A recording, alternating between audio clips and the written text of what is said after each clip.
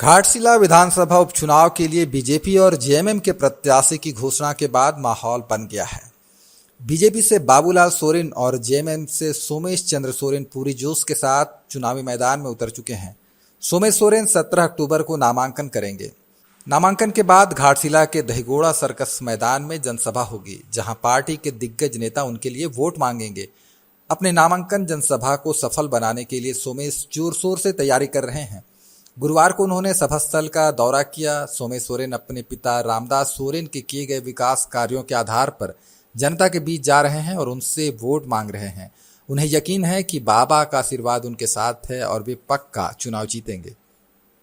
उधर बीजेपी के उम्मीदवार बाबूलाल सोरेन अपने समर्थकों की संख्या बढ़ाने में लगे हैं। गुरुवार को बाबूलाल के पिता और पूर्व सीएम चंपई सोरेन के नेतृत्व में सैकड़ों युवाओं को बीजेपी में शामिल कराया गया। बाबूलाल सोरेन भी आज अपने गांव के जाहिर स्थान में नमन करने के बाद घाटशिला विधानसभा क्षेत्र में चुनाव प्रचार के लिए निकल पड़े हैं। बाबूलाल सोरेन भ्रष्टाचार, रोजगार और बांग्लादेशी घुसपैठ जैसे मुद्दों को लेकर चुनाव मैदान में उतरे हैं।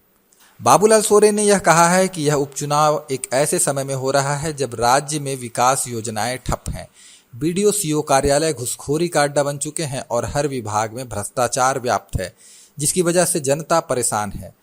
रोजगार के मुद्दे पर युवाओं को ठगा जा रहा है। हर गांव में शराब की दुकानें खोलकर युवाओं को नशे में झोंकने की तैयारी की जा रही है। संथाल परगना से लेकर घाटशिला के फूलपाल और धालभूमगढ़ तक आदिवासियों की जमीनों पर बांग्लादेशी घुसपैठिए कब्जा कर रहे हैं। सरकारी और वन विभाग की जमीनों पर कब्जा कर ये लोग हमारे समाज की बेटियों की अस्मत से खिलवाड़ कर रहे हैं। हमारी बहनों से शादी कर जमीन और आरक्षण में अतिक्रमण कर रहे हैं और सामाजिक ताने बाने को भी बिगाड़ रहे हैं। इसे रोकना जरूरी है। बाबूलाल ने कहा कि नगड़ी में बिना किसी अधिग्रहण के सरकार सीधे आदिवासी, मूलवासी और किसानों की जमीन छीन रही थी। अगर चंपई सोरेन आंदोलन नहीं करते तो वह जमीन नहीं बच पाती।